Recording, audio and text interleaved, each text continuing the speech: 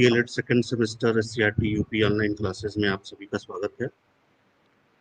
मैं शुभ्रांशु कुमार उपाध्याय, सलाहकार एससीईआरटी। आज हम लोग सोशल स्टडीज में विषय जो है भूगोल के अंतर्गत आर्द्रता और वर्षा पे चर्चा करेंगे।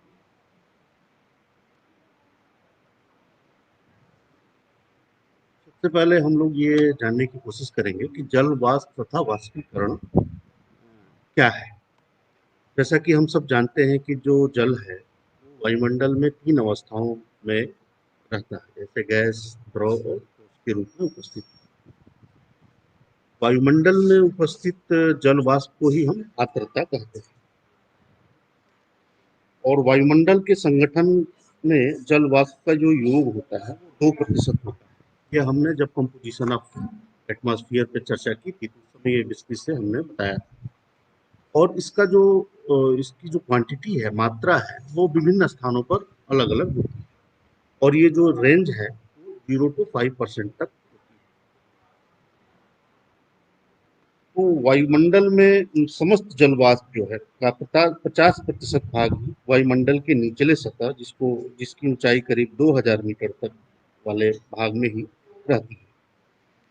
वायुमंडल में स्थित जल वाष्प की मात्रा में मौसम तथा स्थानीय परिवर्तन के कई महत्वपूर्ण रोल होते हैं। जैसे जल वाष्प की वास्तविक मात्रा पर वर्षा की मात्रा, पृथ्वी का स्वरूप, पृथ्वी के विकिरण, उष्मा के नष्ट होने की मात्रा, धरातली तापमान, ये सारे जो फैक्टर्स हैं they are very important while dealing with humidity. इनकी इनके जो प्रभाव हैं वो हमारे आर्द्रता पर विशेष रूप से पड़ते हैं। और आर्द्रता के जो स्रोत हैं पृथ्वी के ऊपर वो निम्नलिखित हैं। जो सागरीय हैं, स्थलीय झील हैं, जलाशय हैं, तालाब हैं, सिंचित कृषि क्षेत्र हैं, नदियां हैं, वनस्पतियां हैं। इन सारे सोर्सों से हमें आर्द्रता प्राप्त होती है। और जल से जल वाष्प के रूप में बदलने की जो प्रक्रिया होती है उसे हम वाष्पीकरण कहते हैं। और वाष्पीकरण की मात्रा तथा तीव्रता जो है वो वायु की गति, तापमान, शुष्कता आदि पे निर्भर करती है। अब हम बात करेंगे, जैसा कि हम सब जानते हैं कि उच्च तापमान पर वायु जो है शुष्क हो जाती है और उसकी गति तीव्र होती है और वाष्पीकरण भी उतना ही अधिक और तीव्र होता है। इन सब बातों को समझने के लिए कुछ हम लोगों को ये जो टर्म्स दिए हुए हैं इनके बारे में विशेष रूप से जानने की आवश्यकता है। सबसे पहले हम लोग बात करेंगे कि गुप्त ऊष्मा क्या है। तो जल को वाष्प या गैस में परिवर्तित करने के लिए ऊष्मा के रूप में जो ऊर्जा की आवश्यकता होती है उसको ही हम गुप्त ऊष्मा के रूप में जानते हैं। और जैसा कि हम सब जानते हैं कि जो ऊष्मा की इकाई है वो कैलोरी होती है। और इसको हम लोग इस तरह से समझने की कोशिश करेंगे, जैसे कि 1 ग्राम बर्फ को जल में परिवर्तित करने के लिए 79 कैलोरी तथा 1 ग्राम जल को वाष्पीकरण द्वारा वाष्प में परिवर्तित करने के लिए 607 कैलोरी ऊर्जा की आवश्यकता होती है। तो इस उदाहरण से ये बात स्पष्ट हो गई है कि हिम से जल तथा जल से वाष्प में स्थित ऊर्जा जो पोटेंशियल एनर्जी है वो अधिक होती है। तो वाष्प में ऊष्मा की यह छिपी मात्रा जो है वो गुप्त ऊर्जा या गुप्त ऊष्मा के रूप में इसको हम लेटेंट हीट कहते हैं। और इसको हम अपने डेली लाइफ में भी बहुत सारे उदाहरणों से समझ सकते हैं। जैसे एक उदाहरण के रूप में मैं ये बात बताना चाहूँगा कि जल से जैसे हम लोग स्नान करते हैं तो स्नान करने के बाद हमें ठंडक महसूस होती है। वो ये ऐसा क्यों होता है? क्योंकि शरीर का जो कुछ ताप है वो जल को वाष्प बनाने में खर्च हो जाता है। और गर्मियों में हमें जो पसीना होता है, जैसे आजकल गर्मी का मौसम है, तो हम लोग इस बात को बहुत आसानी से अनुभव कर सकते हैं कि जब गर्मी के मौसम में शरीर से पसीना निकलने पर और पंखे के नीचे हम लोग आते हैं या खुली हवा में आते हैं तो हम ठंडक महसूस होती है। और इसी तरह से आजकल हम लोग सैनिटाइजर से अपने हाथ को जब धो रहे होते हैं तो स्प्रिट की बूंदों को रखने पर शीतलता का आभास होता होगा, क्योंकि जब ताप के कारण स्प्रिट जो शरीर का हाथ का जो तापमान है उसके कारण स्प्रिट का वाष्पीकरण हो जाता है। इस तरह से वाष्पीकरण द्वारा वाष्प बनने के समय ऊष्मा खर्च होती है, परंतु संघनन के द्वारा वाष्प जल में परिवर्तित होने से ऊष्मा मुक्त। तो इस मुक्त ऊष्मा को हम लेटेंट हीट ऑफ कंडेंसेशन कहते हैं। अब हम बात करेंगे विस्तृत रूप से आर्द्रता क्या है। आर्द्रता के ऊपर, जैसा कि हम सब जानते हैं कि वायु में स्थित जल का गैसीय रूप, जिसे हम वाष्प कहते हैं, वाष्प ही वायुमंडल की आर्द्रता या नमी है। यह आर्द्रता पृथ्वी से वाष्पीकरण के विभिन्न रूपों से वायुमंडल में पहुंचती है। आर्द्रता का जलवायु विज्ञान में सर्वाधिक महत्व होता है, और आर्द्रता से बहुत सारी चीजें, जो जलवायु है, जो हमारी बहुत सारी क्रियाएं संक्रियाएं हैं, वो एक दूसरे से जुड़ी हुई हैं। जैसे कि हम रेनफॉल की बात करें, प्रेसिपिटेशन की बात करें, तो विभिन्न रूप से वायुमंडलीय जो तूफान है, विक्षोभ है, चक्रवात है आदि, ये सब जो घटनाएं हमारे हम जिन घटनाओं को सुनते हैं या देखते हैं, इसमें जो ह्यूमिडिटी का जो है बहुत विशेष महत्वपूर्ण रोल है। अब इस बात को समझने के लिए हमें दो तीन पॉइंट्स जो हमने यहाँ पे लिखा हुआ है कि वायुमंडल की आर्द्रता का सामर्थ्य क्या है, फिर एब्सोल्यूट ह्यूमिडिटी, सापेक्षिक आर्द्रता, इन सब जो ये जो टर्म्स हैं, ये जो इनको हमको विशेष रूप से जानने की आवश्यकता है। तो सबसे पहले वायुमंडल की आर्द्रता सामर्थ्य के बारे में हम बात करें। जैसे किसी निश्चित तापमान पर वायु में निश्चित आयतन पर अधिकतम नमी धारण करने की क्षमता को ही हम आर्द्रता सामर्थ्य कहते हैं।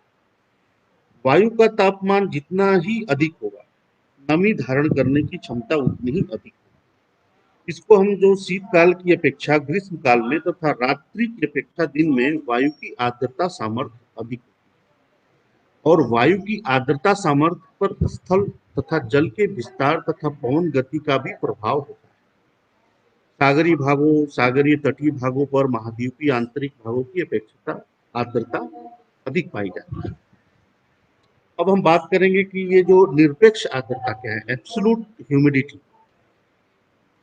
तो वायु के निश्चित आयतन पर उसमें उपस्थित कुल नमी की मात्रा को हम एब्सोल्यूट ह्यूमिडिटी। दूसरी तीसरी जो बात है वो सापेक्षिक आर्द्रता, रिलेटिव ह्यूमिडिटी क्या है। किसी निश्चित तापमान पर निश्चित आयतन वाली हवा की आर्द्रता तथा उसमें मौजूद आर्द्रता की वास्तविक मात्रा जो है वो निरपेक्ष, रिलेटिव ह्यूमिडिटी होती है। इसको हम लोग इस फार्मूले के तहत निकाला जाता है। सापेक्षिक आर्द्रता जो है वो निरपेक्ष आर्द्रता को हम अगर आर्द्रता सामर्थ्य से डिवाइड कर दें और 100 से मल्टीप्लाई कर दें, तो सापेक्षिक आर्द्रता का परसेंटेज हमें निकल जाता है। और इसको ये ऐसे समझिए कि यदि तापमान तथा वायु की आर्द्रता सामर्थ्य में ये सीधा संबंध होता है। तापमान के बढ़ने पर सामर्थ्य बढ़ती है तथा घटने पर घटती है। तो तापमान एवं सापेक्षिक आर्द्रता में विपरीत संबंध होता है, अर्थात तापमान बढ़ने पर सापेक्षिक आर्द्रता कम हो जाती है तथा घटने पर बढ़ने लगती है, क्योंकि निरपेक्ष आर्द्रता तो स्थिर रहती है, जबकि सामर्थ्य में अंतर आता रहता है। इसको आप ऐसे भी समझिए, जैसे जब सापेक्षिक आर्द्रता 100% हो जाती है, अर्थात निश्चित तापमान पर आर्द्रता सामर्थ्य तथा निरपेक्ष आर्द्रता के समान होने पर, तो वायु जो है सेचुरेट हो जाती है। और संतृप्त सापेक्षिक आर्द्रता में परिवर्तन जो होते हैं वो दो तरह से होते हैं। या तो हम निरपेक्ष आर्द्रता की मात्रा बढ़ा दें या तापमान को घटा दें। उदाहरण के लिए, अगर 50 डिग्री फ़ारेनहाइट तापमान पर एक घन फुट वायु की आर्द्रता सामर्थ्य 4.1 ग्रेन है तथा निरपेक्ष आर्द्रता 1.9 ग्रेन है, ह्यूमिडिटी को की यूनिट्स जो है वो ग्रेन होती है, तो सापेक्षिक आर्द्रता जो है 46% हो जाएगी।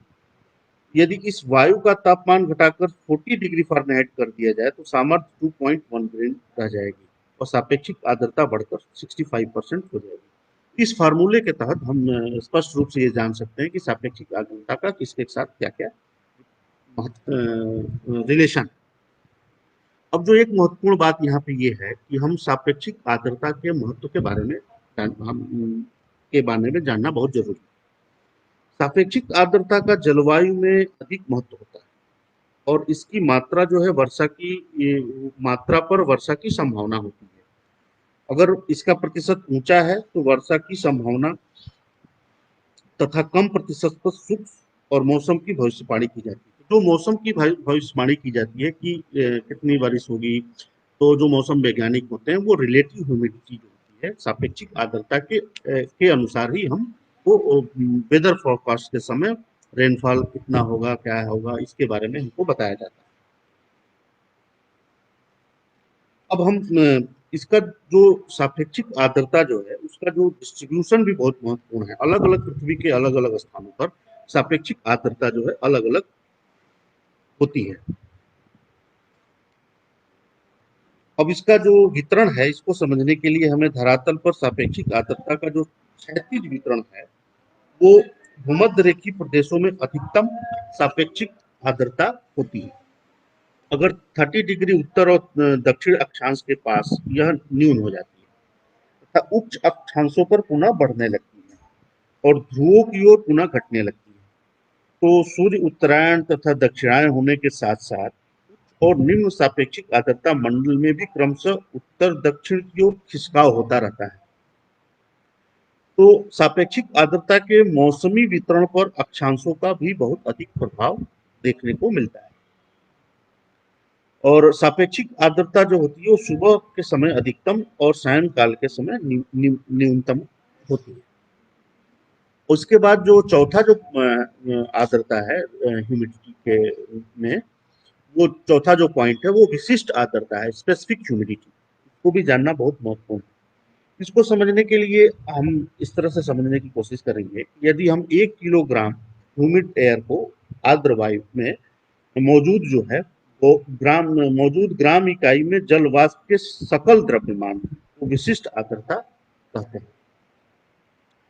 तापमान या वायुदाब में परिवर्तन पर का विशिष्ट आर्द्रता पर कोई प्रभाव नहीं होता क्योंकि इसे वेट की इकाई में नापा जाता है। ये बात यहाँ जानना बहुत जरूरी है। और विशिष्ट आर्द्रता एवं वाष्प दाब में सीधा संबंध होता है।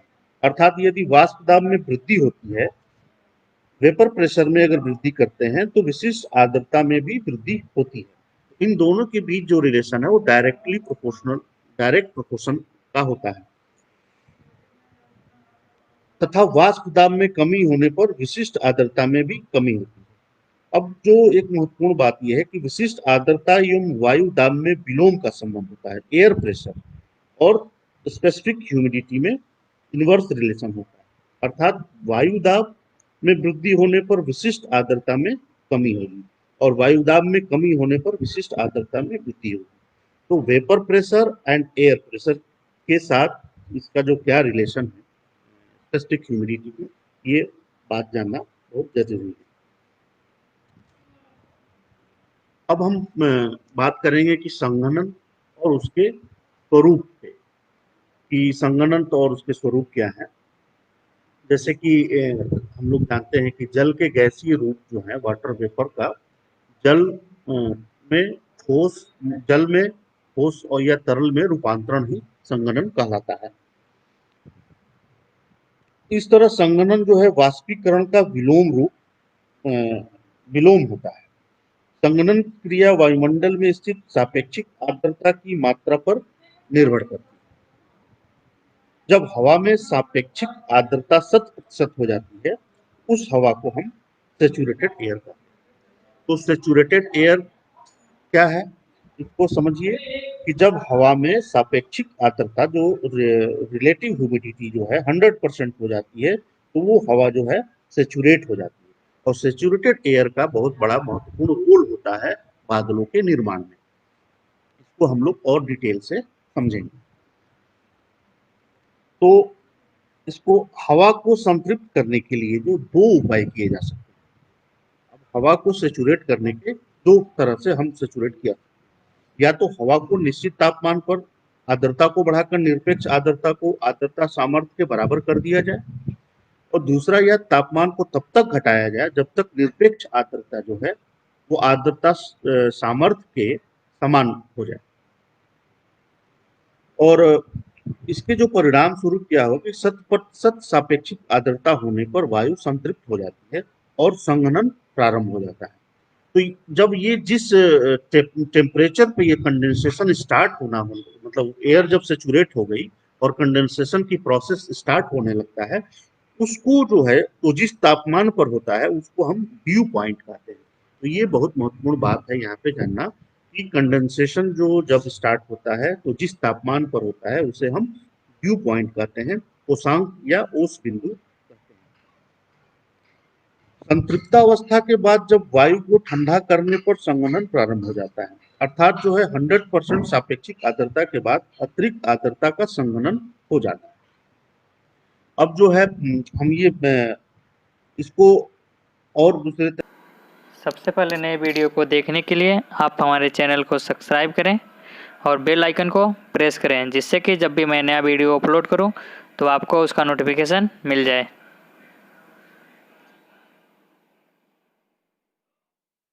तरीके से और इसको सरल रूप से समझने की कोशिश करेंगे एक उदाहरण के तौर पे। और इसको वायु का ठंडा होना, एडियाबेटिक ताप का परिवर्तन, ये हमने पिछली अपनी कक्षा में ये बताया था कि जैसे जैसे हवा ऊपर जाती है टेम्परेचर घटते जाता है 6.5 डिग्री पर 1000 मीटर, और इसको हम नॉर्मल लैप्स रेट कहते हैं।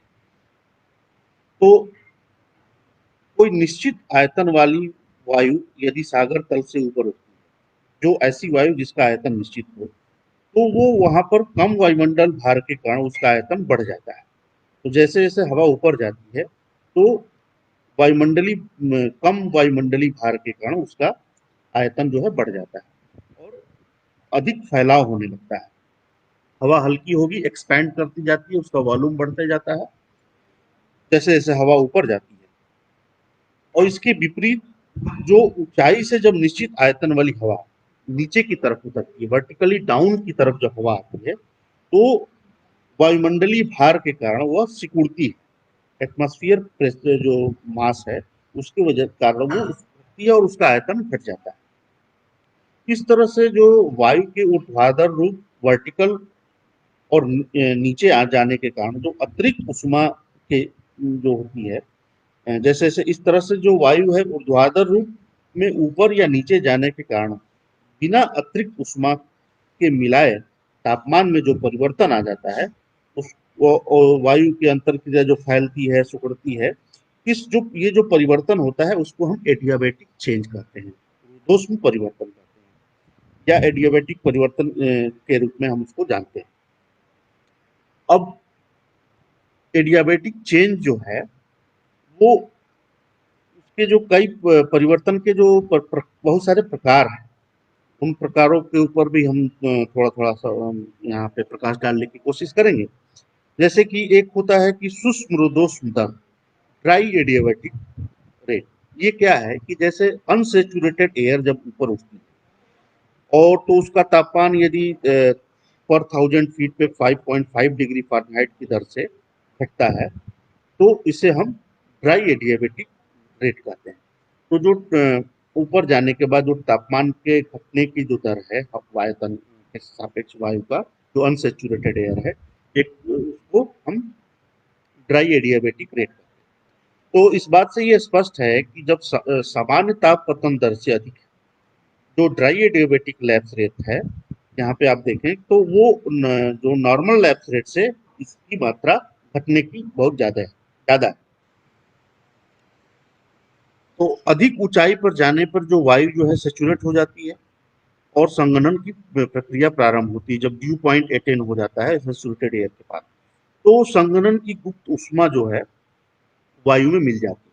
तो जिस प्रकार उठती वायु को ठंडा होने की दर कम हो जाती है और यह प्रति 1000 फीट 6 डिग्री प्रति सेंटीग्रेड प्रति 1000 मीटर की दर से संपन्न होती है, इसे हम आर्द्र रुद्धोष्म दर भी कहते हैं।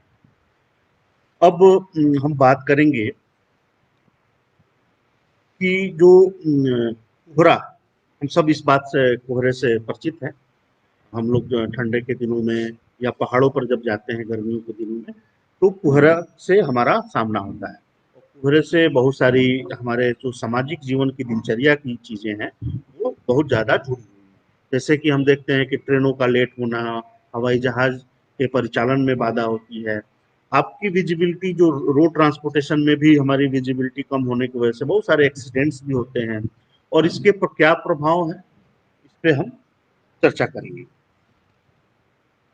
तो अब कोहरा क्या है इसको समझने के लिए आपको ये बात जानना जरूरी है कि जो लघु जल शिखर से परिपूर्ण कोहरा एक बादल की तरह होता है जो सामान्य बादलों के विपरीत धरातल के समीप में पाया जाता है और धरातल की अदृश्यता के लिए जिम्मेदार होता है। तो धरातल के पास जब नम वायु का तापमान धरातल के पास जब नम वायु जो होती है जो वेट एयर है उसका जो तापमान ड्यू पॉइंट के पे पहुंच जाता है तो हवा ठंडी हो जाती है और संघनन के कारण जो है जल वाष्प जो है वायुमंडल में व्याप्त धूल कण धूम्र आदि के चारों तरफ एकत्रित होकर छोटे छोटे जल शिखरों में बदल जाता है जो कि हल्का होने के कारण वायु में लटके रहते हैं और उनका एकत्रित समूह जो है धुएं के बादल के समान दिखाई पड़ने लगता है। तो हवा के साथ बादलों के समान कोहरा भी उड़ता रहता है। आप इस बात को आसानी से देखे भी होंगे कि कोहरा जो है हवा के साथ कैसे बहते रहता है। तो अब जो है अधिक घना कोहरे होने से अदृश्यता बढ़ जाती है और अंधेरा छा जाता है और वृष्टि न होने पर भी कोहरा में चलने वो कपड़े आदि जो हम अगर कोहरे में चलते हैं तो हमारे जो कपड़े हैं वो भीग जाते हैं। तो तो इसको हम कुहासा कहते हैं, मिस्ट कहते हैं। कोहरा के लिए दो कारकों का होना आवश्यक है। या तो निश्चित तापमान पर वायु में नमी की मात्रा बढ़ा दी जाए जैसा कि गर्म और ठंडी हवाओं के मिलने पर होता है या निश्चित नमी वाली हवा का तापमान कम कर दिया जाए। तो जैसा कि तापमान के प्रतिलोमन के समय होता है कि कोहरा प्राय हम लोग नोटिस भी करते हैं कि कोहरा प्राय सुबह रहता है और सुबह के समय जो है टेम्परेचर इन्वर्जन की घटना जो होती है वो होती रहती है और ये दोपहर तक रहना कई कई क्षेत्रों में कई एरियाज में हम ये भी देखते हैं कि फिर नून तक ये कोहरा जो है छाया रहता है।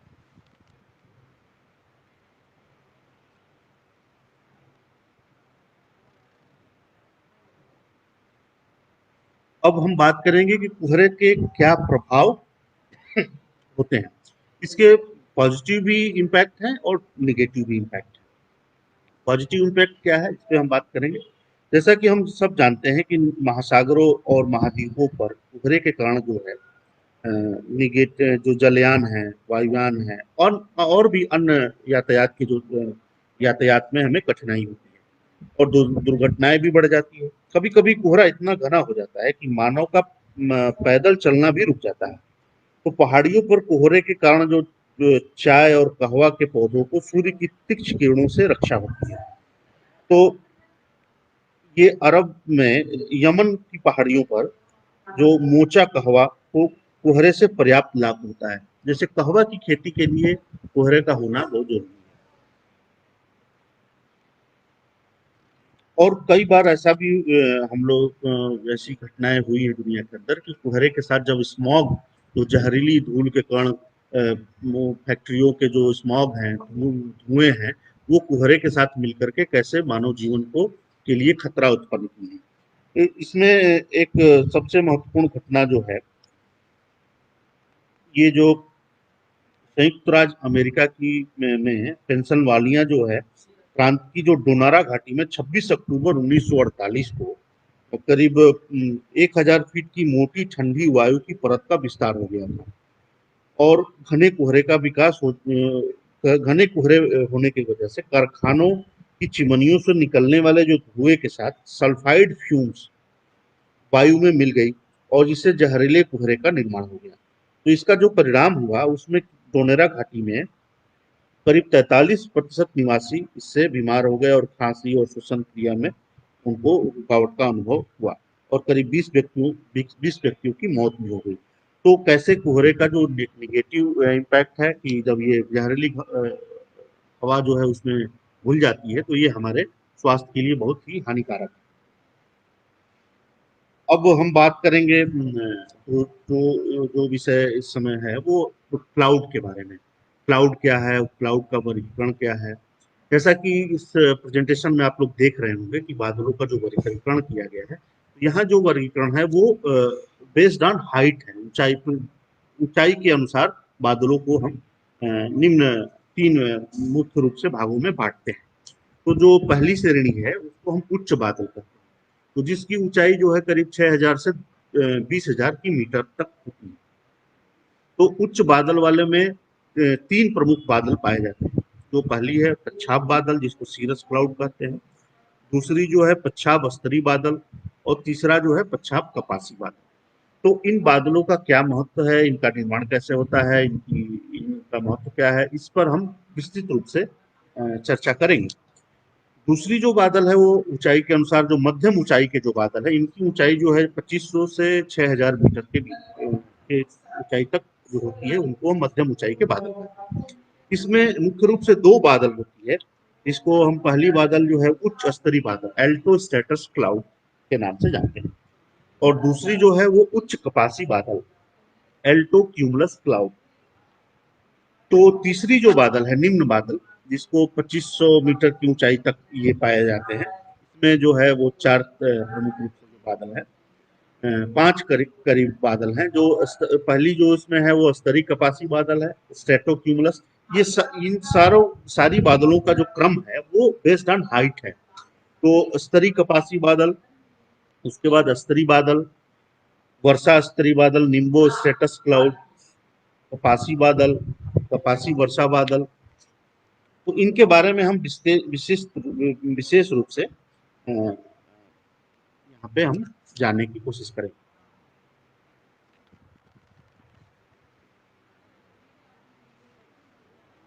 अब हम बात करेंगे कि जो जल वर्षा जो है उसके क्या प्रकार हैं।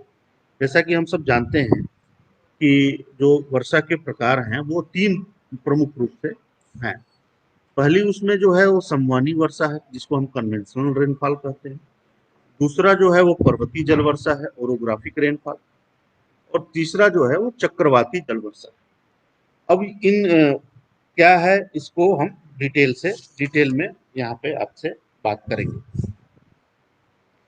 तो इस चित्र में भी आप स्पष्ट रूप से देख रहे होंगे, कन्वेंशनल रेनफॉल जो है, संवहनी वर्षा जो है, वो कैसे हवा जो असेंडिंग एयर ऊपर जाती है, फिर सेचुरेटेड हो जाती है, ड्यू पॉइंट के बाद जो टेम्परेचर घटता है, फिर कंडेंसेशन स्टार्ट होता है और बादलों का निर्माण होता है, और फिर वो बादल जो है बारिश के रूप में